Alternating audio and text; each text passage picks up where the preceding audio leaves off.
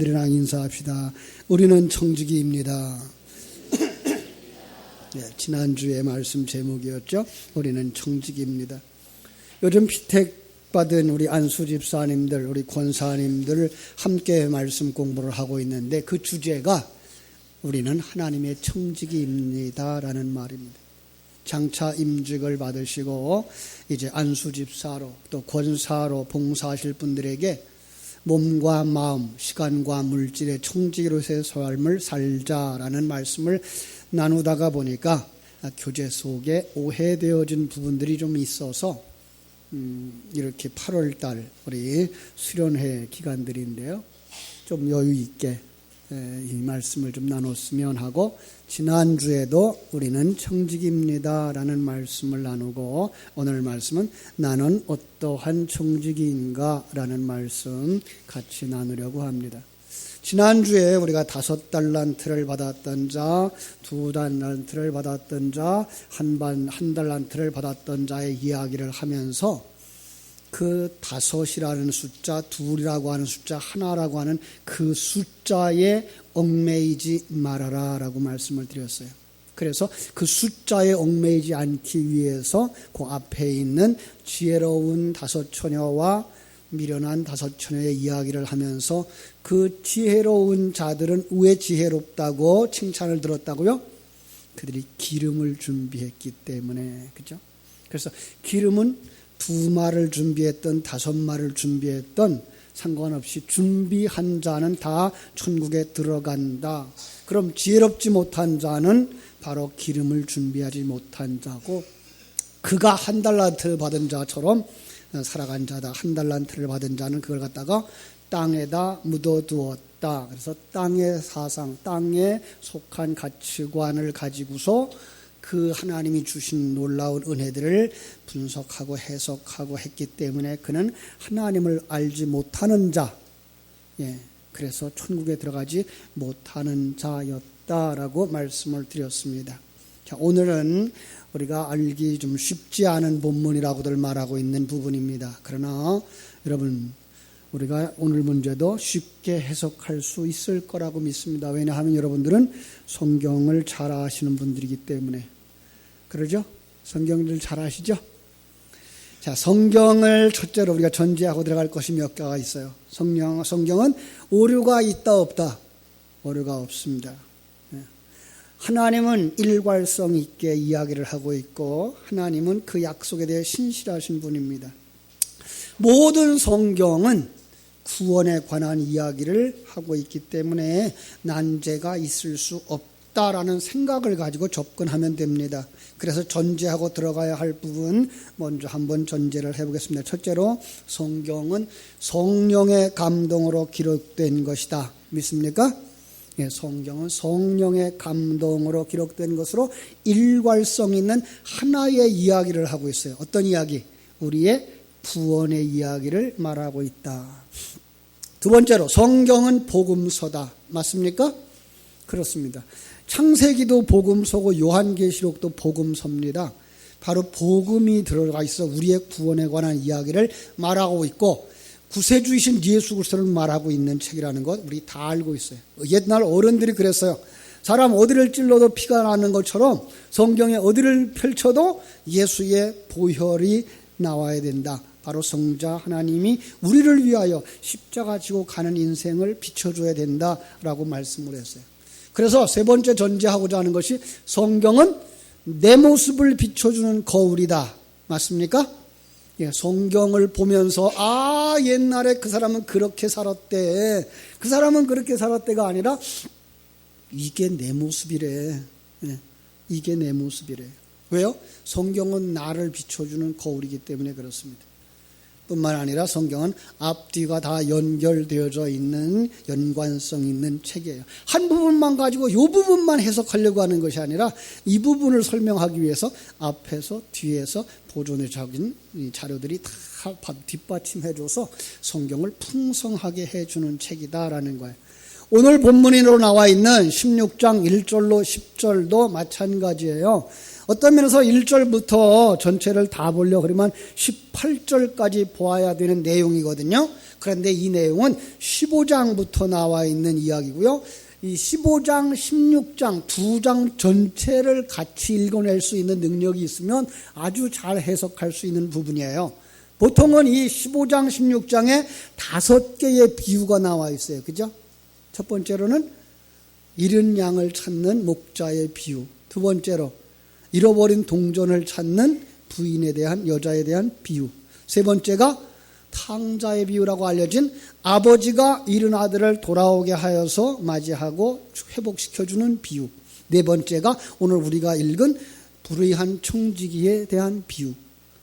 그리고 마지막에가 거지 나사로와 부자가 마지막에 어떻게 됐다라고 하는 이 거지 나사로와 부자에 대한 비유라 그랬어요. 자, 비유. 지난주에도 말씀했어요.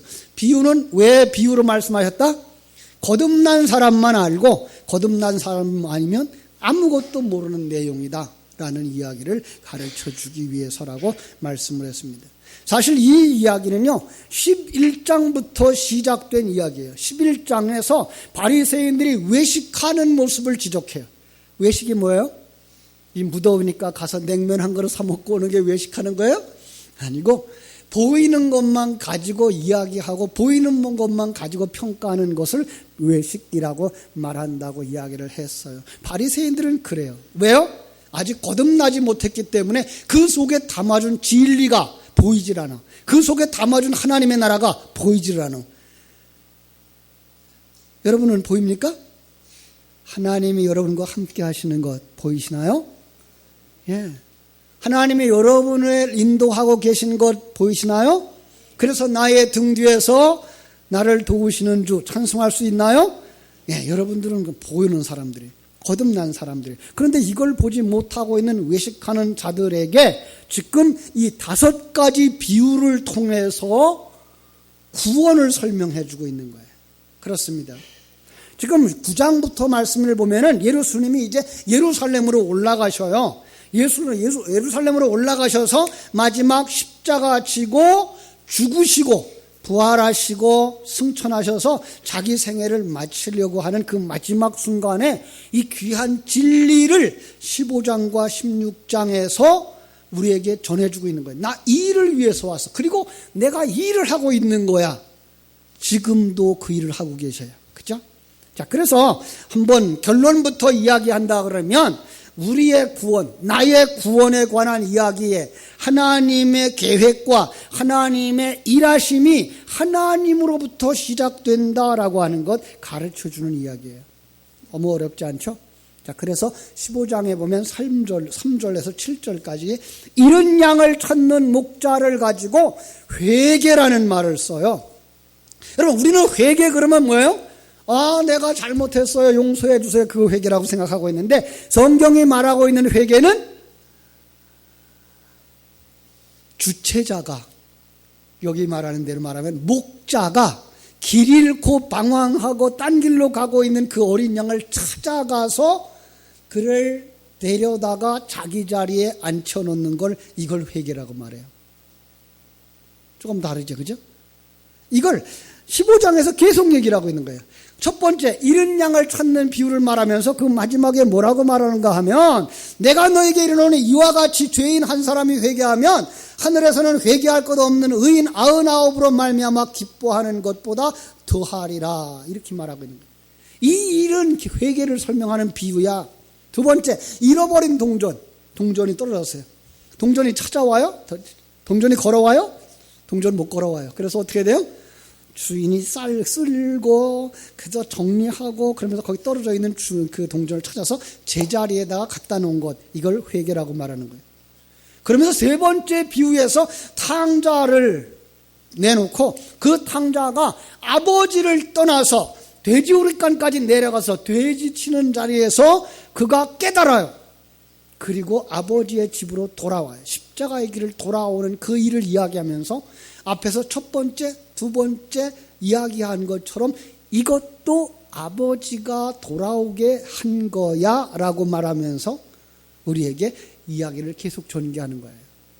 그는 이 불의한 자, 아버지의 것을 허랑방탕했던 탕자는 어떻게 구원을 받았을까를 지금 네 번째 비유와 다섯 번째 비유를 통해서 이야기하고 있는 거예요. 이걸 깨달아 아는 사람만이 하나님은 그렇게 일하시는구나. 하나님이 지금도 우리를 사랑하셔서 그렇게 일하시는구나를 깨달아 알게 하는 거예요. 자, 그래서 오늘 본문으로 돌아왔습니다.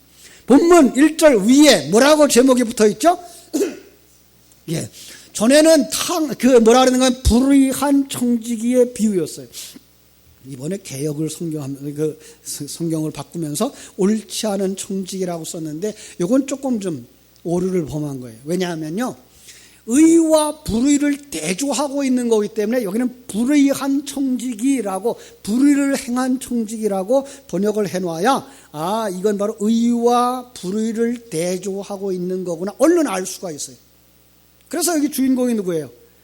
사실은 불의한 청지기가 아니고 주인이에요. 불의한 청지기는 불의를 행할 수밖에 없는 사람이었어요. 그런데 주인이 그에게 돌아와서 주인의 뜻을 행하도록 만들었던 것을 우리는 이 이야기 속에서 볼 수 있는 거예요. 자, 이야기대로 그냥 나가자고요. 그냥 나가면 어떤 부자에게 청지기가 있는데 그가 주인의 소유를 허비한다 이 말이에요. 낭비한다는 말을 주인에게 들린지라. 이거 15장 13절에서 했던 말과 똑같은 말이에요. 그 탕자가 허랑방탕하여 그 재산을 허비하더니, 지난번 성경책은 모두 둘 다 허비라는 말을 썼어요. 자, 주인이 그를 불러서 이르되 내가 네게 대하여 들은 이 말이 어찌 됨이냐? 네가 보던 일을 셈하라. 이제 끝내라. 청지기 직무를 계속하지 못하리라. 이렇게 얘기가 들어왔어요. 자, 여기 불의한 청지기. 누가 불의한 청지기예요? 여러분, 이 세상에서 나는 착한 사람인데 그 사람은 불의한 사람이었어. 내 얘기하고 있는 게 아니라 그 사람 얘기하는 거야가 아니라 지금 누구 얘기를 하고 있는 거예요? 내 얘기. 예. 근데 여러분은 불의한 청지기 아니잖아요. 그래요? 아니에요. 불의라고 하는 것을 우리가 성경이 정의하고 있는 걸 볼 수가 있으시면 돼요. 창세기로 돌아가면요, 창세기의 1장 1절에 이렇게 말하죠. 하나님이 태초에 천지를 창조하시니라. 창조를 해놓고요, 1장 2절에 이 시간과 공간 세계를 어떻게 정의하는가 하면 공허하고 혼돈하고 흑암이 깊음 위에 있는 곳, 이렇게 정의를 해요. 아니, 이 세상이 하나님의 생명이 없으면 거기는 어둠이라고 정의를 하고 있는 거예요.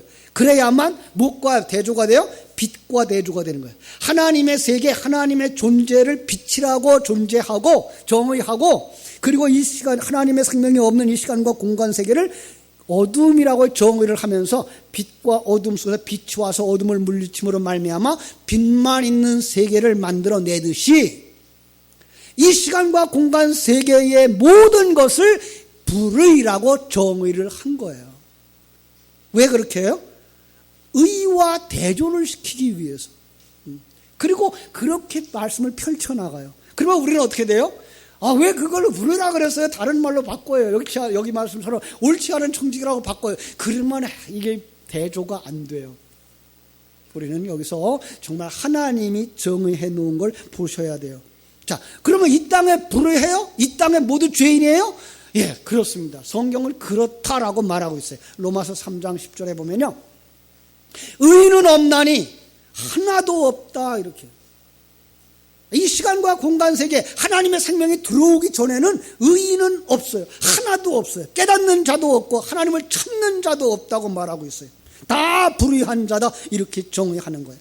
그리고 하나님의 영이 들어와서 그가 하나님의 생명을 가지고 거듭나게 되면 그를 의롭다라고 하기로 했어요. 그래서 그걸 이제 그 신학적인 용어로 칭의라고 말하는 것이죠. 그렇죠?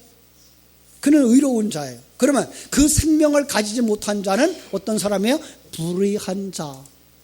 하나님의 존재를 알지 못하고 하나님이 어떤 목적을 가졌는지 알지 못하고 하나님이 어떻게 일하시는지 알지 못하는 자를 불의한 자라고 말하는 거예요. 그 자가 이 땅에 살아가는 삶은 모두가 다 뭐예요? 하나님의 것을 허비하는 삶을 산다라는 거예요. 자, 하나님의 목적은 이 세상의 모든 것 속에 있는 성자 하나님의 일하심을 보게 하고, 그리고 성부, 성자, 성령 삼위일체 하나님이 자기 백성을 만들어서 완성시켜가는 과정으로 볼 수 있어야 되는데, 이걸 보지 못하고 자기만을 위하여 산다든지, 이 세상의 행복만을 추구한다든지, 이 세상에서 높은 자리에 올라가려고 수고하는 자들을 다 뭐 하는 거라 그래요? 주인의 것을 허비하는 자라고 정의를 하고 있는 거예요. 그렇습니다. 자, 우리가 뭐 어떤 사람이었어요? 불의한 청지기였던 거예요. 그러니까 이건 나쁜 사람, 어떤 사람만 지적하고 있는 게 아니라 우리 모두가 다 불의한 청지기였구나예요. 그런데 여기에 은혜가 임합니다. 은혜가 임하는데 뭐라 그래요? 주인이 말씀을 하시는 거예요. 2절. 주인이 그를 불러 이르되 내가 네게 대하여 들은 이 말이 어찌 됨이냐? 네가 보던 일을 셈하라. 청지기 직무를 계속하지 못하리라. 이렇게 말하는 거예요. 자, 다른 말로 해석하면은요, 히브리서 9장 27절에 이런 말씀이 있어요. 한 번 죽는 것은 사람에게 정해진 것이요, 그 후에는 심판이 있으리라. 더 쉽게 말하면요, 인생은 짧아. 한 번 죽는 거야. 그러면 너는 죽을 때에 네가 이 땅에 살아온 것, 어떤 생명을 가지고 어떤 가치관으로 가지고 살아왔는지에 대하여 심판을 받게 될 거야 라고 말한 거예요. 그렇습니다. 그런데 이 짧은 메시지 속에 복음의 내용이 다 들어가 있는 거예요. 이 사람이 그걸 깨달아 알아한 거예요. 아, 나는 죽는 존재구나. 아, 나는 이 땅에서 영원히 사는 존재가 아니구나. 예. 어떻게 알았을까요? 성령이 오시면 알아요. 예. 그러니까 성령이 역사하지 않으면 누구도 이 이야기를 자기 생명으로 받아들이는 사람이 없어요. 그래서 요한복음 16장 8절은 성령이 오시면 죄에 대하여, 의에 대하여, 심판에 대하여 세상을 책망하리라 그랬어요. 죄가 무엇인지 알게 되는 거예요.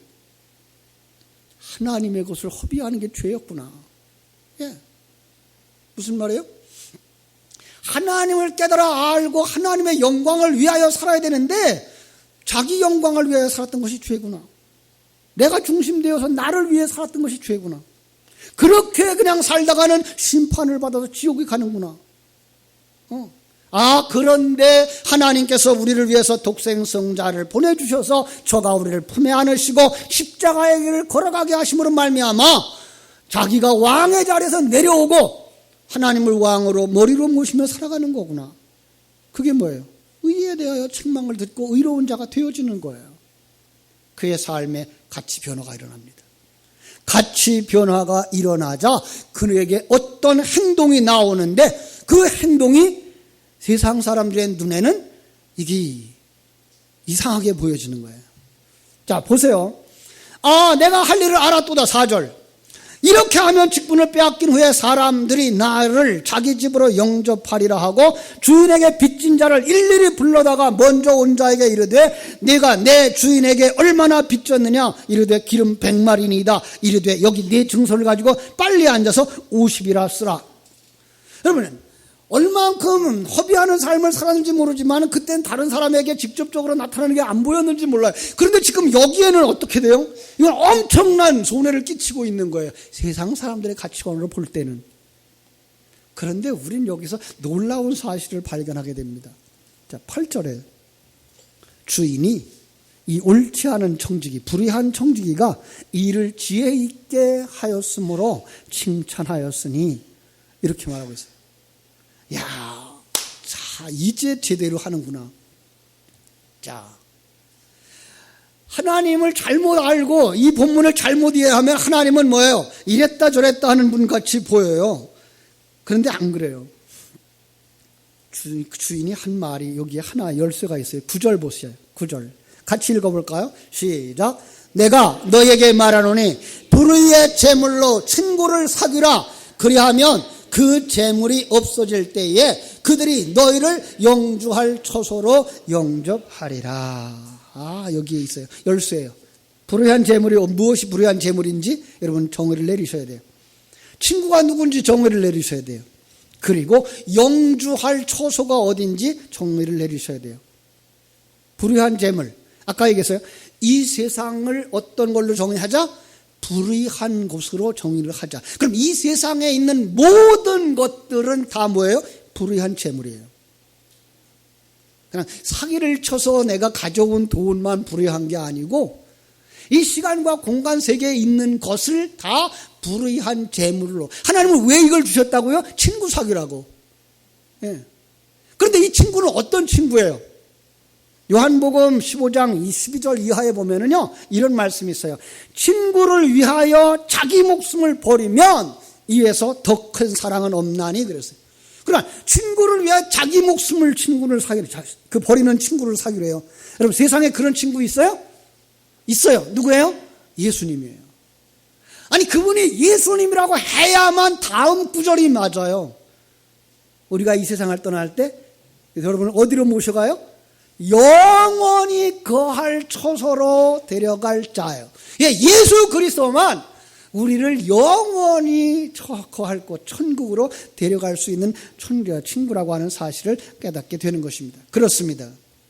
사랑하는 여러분, 우리가 불의한 자들이었고 우리가 이 세상에서 하나님을 모르고 살아가던 모든 것들이 불의한 청지기로 하나님의 것을 탕진하면서 허비하면서 살아가는 모습이었다는 거예요. 그런데 진리의 말씀이 들려왔어요. 설교가 들려왔어요. 다음 예화를 보면은요, 다음 비유를 보면 상에서 떨어지는 부스러기를 먹어요. 뭐라 그랬죠? 성찬이에요. 예수의 살과 피를 먹어요. 그랬더니 그가 깨달아진 거예요. 아, 저 사람들도 탕감받는 자가 되게 해야 되겠구나라는 거예요. 그 이야기를 마태복음 18장으로 돌아가면 나오죠. 나중에 찾아보세요. 시간이 없으니까. 마태복음 18장에 가면은요, 이런 비유가 있어요. 어떤 임금이 결산을 하다가 1만 달란트 빚진 자를 발견했어요. 1만 달란트는요, 그 사람이 평생 돈을 모아도 그만큼 갚을 수 없는 돈. 어떤 면에서 이 세상을 다 팔아도 갚을 수 없는 돈의 액수예요. 그러면 그 사람의 생애에 그 빚을 갚을 수가 있어요, 없어요? 이걸 알아요, 주인이. 그래서 어떻게 했어요? 그냥 탕감해 줬어요. 너 이제부터 빚 없다. 그냥 자유롭게 살아라. 여러분, 이게 누구예요? 여러분과 나예요. 우리는요, 이 세상 어떤 걸 가지고 가서 하나님 앞에 다 갖다 바쳐도 천국에 갈 수 있는 사람들이 아니었어요. 왜요? 우리의 죄가 너무나 커서 하나님을 반역한 자, 하나님과 싸우자고 했던, 내가 왕이라고 했던 대적이니까. 그런데 하나님이 예수 그리스도 앞에 세워놓고 그걸 다 용서해 줬어요. 그럼 어떻게 해야 돼요? 기쁨과 감사로 살아야 돼요. 그런데 집으로 돌아가다가 100데나리온 빚진 자예요. 한 100만 원쯤 돼요. 친구가 어려웠었나 보죠. 그래서 한 100만 원 좀 빌려줬어요. 그 친구 만나더니 야, 빚 갚어. 그가 빚을 갚을 게 없어. 지금 너무나 형편이 어려워서 내가 지금 일도 잘 못하고 있고 그래서 형편이 어려우니까 조금만 기다려. 내 형편 조금 돌아가면 바로 갚아줄게. 그랬더니 이 친구가 그를 끌고 가가지고 어디 가요? 감옥에다 쳐넣으면서 하는 말이 너 빚 다 갚을 때까지 거기서 나오지 마라.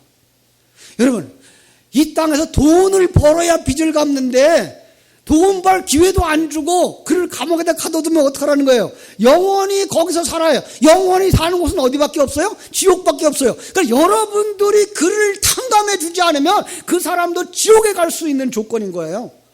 탕감해 주는 게 뭐예요? 그 사람이 하나님 앞에 어떤 죄를 지었는지를 그것을 깨달아 알게 해주는 거예요. 그래서 여기 불의한 청지기가 그 죄인의 빚을 탕감해 주는 걸 보고 주인이 잘했도다라고 칭찬을 한 이유가 여기 있는 거예요. 그러니까 우리는 이렇게 1만 달란트의 탕감을 받은 자들이에요. 우리는 나가서 우리 주변에 있는 나보다 더 덜 빚을 진 덜 죄인 같은 그들에게 뭐 해야 돼요? 예수 앞에 와. 그러면 예수님이 당신의 죄를 다 용서해주고 당신이 이 세상 떠날 때 천국으로 데려갈 거야 라고 전해주어서 그가 아멘 하고 나오면 그게 뭐예요? 여러분이 그 사람의 빚을 탕감해 준 것이 되는 거예요. 여기에 키가 있습니다. 아버지 앞에 돌아온 탕자의 그 감격, 1만 달란트의 빚을 탕감받은 자의 그 감격, 이게 생명을 구원받은 성도들 속에 있어야 하는 감격인 거예요. 여러분 속에 이 감격이 살아나게 되기를 주님의 이름으로 축원합니다. 그러면 우리는 깨달아 알게 돼요. 지난주에 주신 말씀처럼 그 비밀을 우리에게 맡겨주셨구나. 그게 뭐라 그랬어요? 달란트. 이제 어떻게 해야 돼요? 그거 가지고 장사해야 돼요. 교사로 맡겨주셨어요. 구역장으로 맡겨주셨어요. 집사로 맡겨주셨어요. 장로로 맡겨주셨어요. 어떻게 해야 돼요? 이제 장로의 자리에서, 권사는 권사의 자리에서, 집사는 집사의 자리에서, 교사는 교사의 자리에서 자기의 역할을 감당하셔야 됩니다. 믿습니까? 그러지 않으면 어떻게 된다고요? 한 달란트 받은 자처럼 슬피 울며 이를 가는 결과를 맞이하게 된다고요. 우리 하나님이 오늘도 일꾼을 찾으셔요. 이사야서를 통해서 말씀하셨던 것처럼 추수할 것은 많은데 일꾼이 적다고. 내가 누구를 보내면 누가 우리를 위하여 갈까라고. 하나님이 여러분과 내게 직분을 주셨는데 이 직분 가지고 여러분들은 가만히 있으면 그건 불의한 청직이에요. 이제는 지혜로운 청지기가 되셔서 내가 용서받고 천국에 들어가는 그 감격을 내 친구들에게, 내 형제들에게, 내 자녀들에게 아낌없이 남겨줌으로 말미암아 기뻐하며 잘하였도다 칭찬 듣는 그런 청지기들이 되시기를 주님의 이름으로 축원합니다. 기도하겠습니다. 하나님 우리 아버지, 하나님의 크신 은혜와 사랑을 감사하옵고 감사합니다. 불의한 청지기, 바로 우리가 불의한 청지기들이었습니다.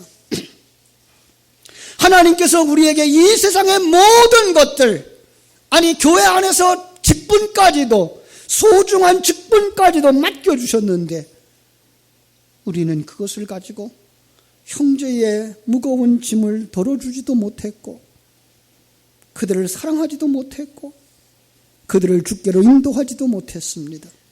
아버지 하나님, 그러면서 우리는 저 못된 녀석은 하나님의 것을, 아버지의 것을, 주인의 것을 허비하는 자였어라고 손가락질을 했다면 오늘 이 시간에는 아버지 하나님의 나 자신을 향하여서 너는 어리석은 청지기, 불의한 청지기가 아니냐라고 자기를 펼쳐볼 수 있는 시간이 되게 하여 주시옵소서. 주님께서 오늘도 다음 세대를 위하여서, 어린아이들을 위하여서 일꾼을 찾고 있는데 난 아니겠지, 나는 그런 은사가 없지, 나는 그런 능력도 없어 라고 핑계하면서 한 달란트를 받았던 자처럼 자기를 과소평가하고 땅에다 묻어버리는 어리석은 자들은 아닌가요? 다시 한번 이 시간 성령으로 역사하여 주시옵소서. 눈이 열려지게 하여 주시옵소서. 자기에게 주신 사명이 생각나게 하여 주시옵소서. 그리고 일어나서 주여 내가 여기 있나이다, 나를 보내소서라고 자원하고 하나님이 허락하신 환경 속에서, 가정 속에서, 교회 속에서, 지역사회 속에서 하나님의 은혜를 덧입지 못하여 오늘도 수고하고 무거운 짐진 자들을 주께로 인도하며 그들의 무거운 짐을 나누어 줄 수 있는, 그들의 목에서 멍에를 꺾어줄 수 있는 정말로 지혜로운 청지기들, 주님의 칭찬 듣는 청지기들이 다 되게 하여 주시옵소서. 목사가 목사의 자리에서, 장로가 장로의 자리에서, 집사가 집사의 자리에서, 교사가 교사의 자리에서 제 역할을 충성스럽게 감당함으로 말미암아 하나님께 영광 돌리는 우리 교회가 되게 하여 주시옵소서. 예수님의 이름으로 기도하옵나이다. 아멘. 이 시간은 하나님 앞에 헌금 드리는 시간입니다.